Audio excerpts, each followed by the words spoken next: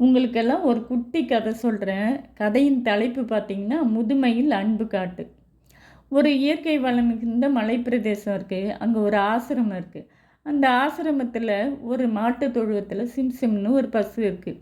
அது தன் இளமை காலத்தில் அந்த பிரதேசங்களில் உள்ள பள்ளத்தாக்குகளிலும் அங்கே இருக்கிற மலையருவி ஓரங்களிலும் சுற்றி திரிந்து அங்கே வளரும் பசுமையான புல்லையெல்லாம் மேய்ஞ்சு நல்ல போஷாக்க ஆரோக்கியமாக வளருது.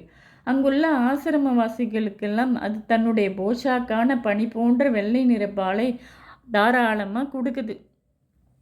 அது அங்கேயே நிறைய கன்றுக்குட்டிகளையும் போட்டு குடும்பம் குடும்பமாக சுற்றி திரிந்து சந்தோஷமாக வளர்ந்து வருது. அதனுடைய எருது அந்த ஆசிரம விளைநிலங்களுக்கும் காய்கறி பழத்தோட்டங்களுக்கெல்லாம் உரமாகி நல்லா பூத்து காய்த்து பழமாகி தோட்டம் முழுவதும் செழிப்பாக வளருது. அதனால் அந்த ஆசிரமவாசிகளும் அதனை சுற்றி உள்ளவர்களும் நல்ல பலனடைகிறாங்க.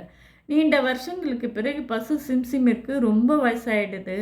முதுமையின் காரணமாக அதால் குட்டி போடுற முடியல, பால் கொடுக்கறதும் இல்லை. ஒரு கட்டத்தில் பசு சிம்சிமிற்கு ரொம்ப வயசாகிடுச்சின்னு, இனி இந்த சிம்சிம்மால் நமக்கு எந்த பிரயோஜனமும் இல்லை அப்படின்னு ஆசிரமவாசிகள் அதை சரியாக பராமரிக்கிறது இல்லை. அதனால் அது சரியாக சாப்பிடாம நோய்வாய்ப்படுது, படுத்தே கிடக்குது. அதை சுற்றி ஈக்கெல்லாம் மொய்க்குது.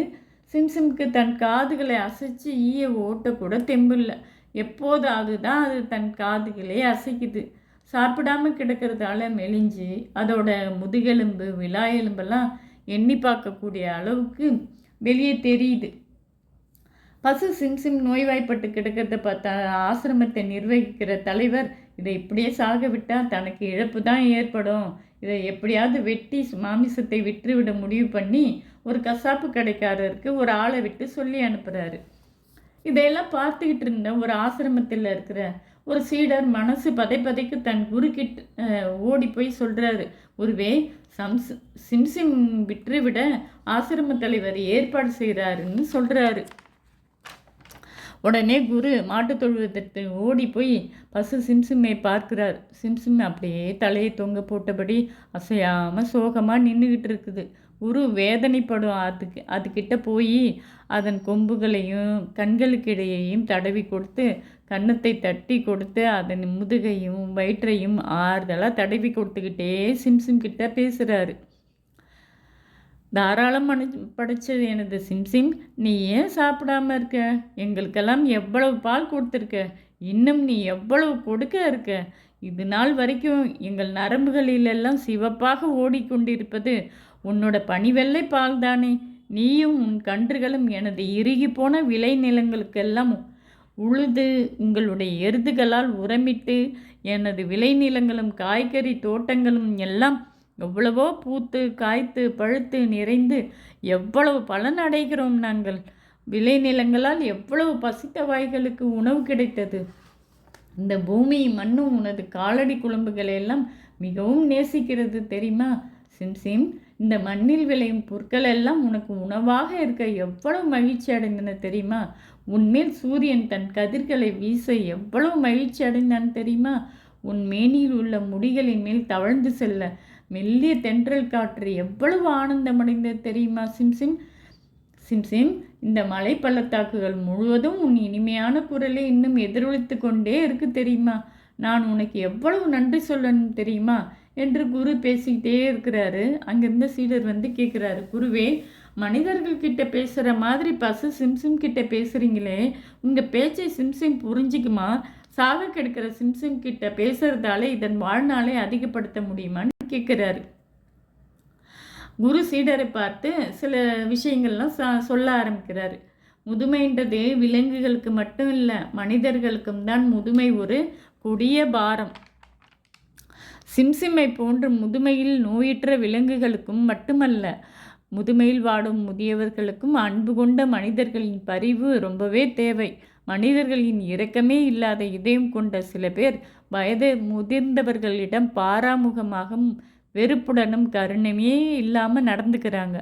ஒரு காலத்தில் தன் குழந்தைகளுக்காக ஓடி ஓடி உழைத்து தன் பிள்ளைகளின் வளர்ச்சியை பார்த்து சந்தோஷப்பட்ட அந்த பெற்றோர்களின் நிலை இப்போது என்ன தெரியுமா? தங்கள் முதுமை காலத்தில் தன் பிள்ளைகளின் அன்புக்காக காத்திருக்காங்க. ஒரு காலத்தில் மெல்லிய கிசுகிசுப்பை கூட கேட்கும் ஆற்றல் பெற்றிருந்த அவர்கள் காதுகளில் இப்போது உரக்க சத்தம் போட்டு பேச வேண்டியிருக்குது. முன்பு துல்லியமாக பார்க்க முடிந்த கண் பார்வையெல்லாம் மங்கி ஒளியிழந்து கால் கைகள்லாம் பலமிழந்து எங்கோ விழுந்து விடுவோமோ என்ற பயத்துடனும் தன் பிள்ளைகளின் உதவிக்காக அவர்கள் ஏங்கி இருக்கிறார்கள்.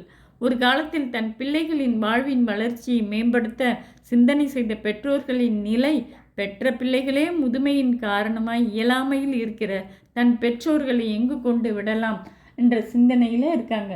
குரு சீடர்களை பார்த்து சொல்கிறாரு, என் தோழர்களே, முதியவர்களை பாருங்க, அவர்கள் பேச்சுக்கு செவி கொடுங்க, கை கொடுத்து உதவுங்க. அவர்களுடைய பலவீனத்தை உங்களுடைய அன்பான வார்த்தைகளால் அவர்கள் இளமை மாறாமல் இருப்பதாக உணரும்படி உதவுங்கள். சின்ன குழந்தைகளும் முதியவர்களும் திக்கற்றவர்கள். சிறியவர்களுக்கு அளவுக்கு அதிகமான அன்பு திணிக்கப்படுது. ஆனால் சிறியவர்களை விட அதிக இரக்கத்திற்கு உரியவர்கள் இந்த முதியவர்களே.